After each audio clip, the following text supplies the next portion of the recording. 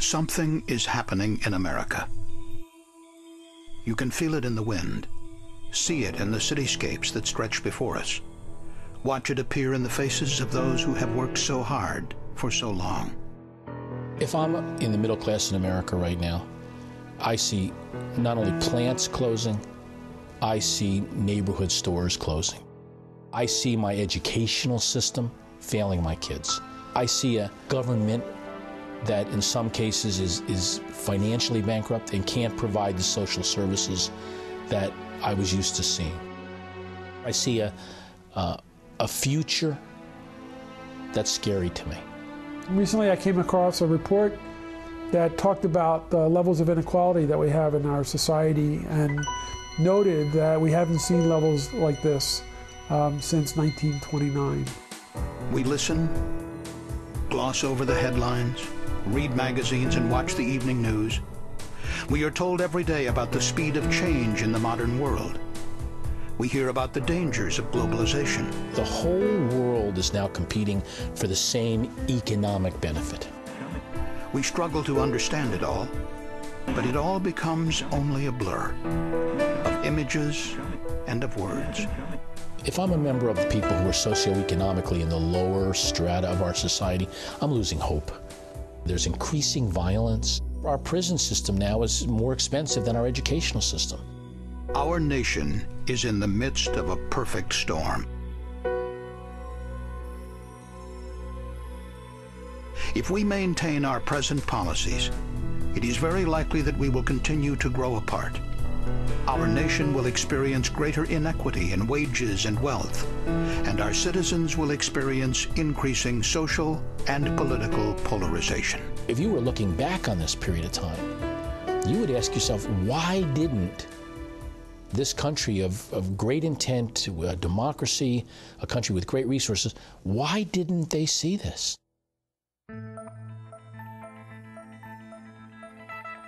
We hear on the news that the world is becoming smaller, faster, more interconnected. We are in the midst of a digital revolution. The knowledge economy has replaced the information age, which it seems only yesterday had replaced the industrial age. One of the forces in our storm is the changes that we've seen in the economy. Those changes are being brought about by technological innovation, by globalization. Those changes are restructuring not just the economy, but the workforce. Geographic boundaries of longitude and latitude are yielding to relative location that exists in cyberspace. Populations intersect regardless of national boundaries. A graduate of a United States high school, when they get a job, they are not competing just with other workers in the region. They are in fact competing with workers in India, in China, in Japan, South America, Europe. We hear about jobs going to other countries, factories closing down. It's less expensive to make a DVD player in China and ship it to the United States than it is to build that technology here. The environment that we operate in is no longer localized, it's global. And it's highly technology-based or digital. So many of the skills that we used to teach people, the basic skills, are no longer those that are relevant to the new society. So we have to acknowledge that change, and we have to acknowledge that the educational system of the past is failing miserably. There's 100 million people who don't have the literacy and numeracy skills to exist in our current society, and that's going to grow by 30 million people in the next 10 years.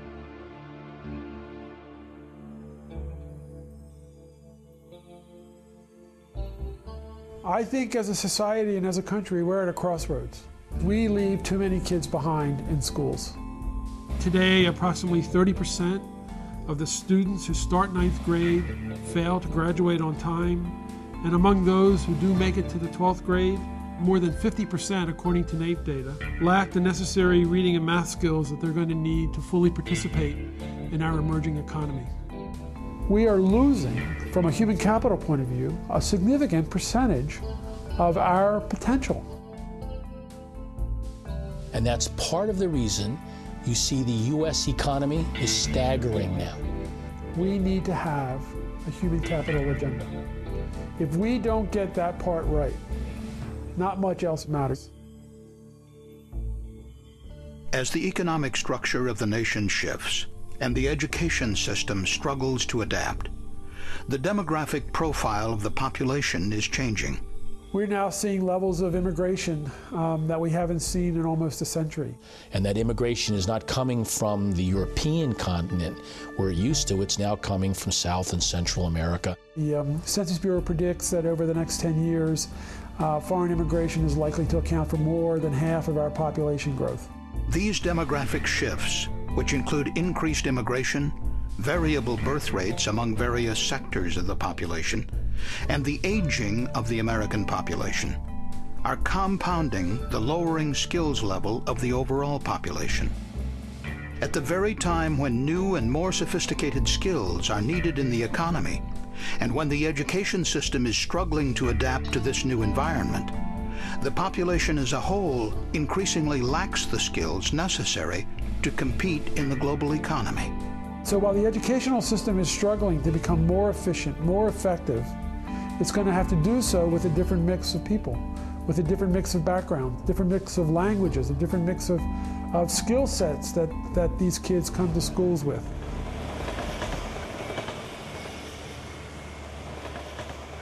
The profound restructuring of the American economic environment, when coupled with the increasingly inadequate skills base of the nation's workforce and the changing demographic profile of the nation, represents a confluence of trends that are creating a perfect storm for America. If the current forces stay in play, as we predict they will, in all likelihood, America will grow farther apart, become more divided socially, economically, politically. Wages for low-skilled workers will continue to decline, while those with high skills will be in demand and see their incomes rise dramatically. The middle class in America will steadily continue to shrink, and the population will increasingly grow apart into the haves and have-nots. I think you're going to have such an extensive underclass that we are going to have increasing crime rates, increasing mental illness, increasing polarity. The most dire aspect of this perfect storm is its invisibility. It is approaching America incrementally, not in the space of days, but over the course of years. ETS, the world's largest educational research organization, has seen this storm develop over the course of its research. We've got to take this information and not only bring it to the attention of public policymakers, we've got to find new forums to bring together people to talk about solutions.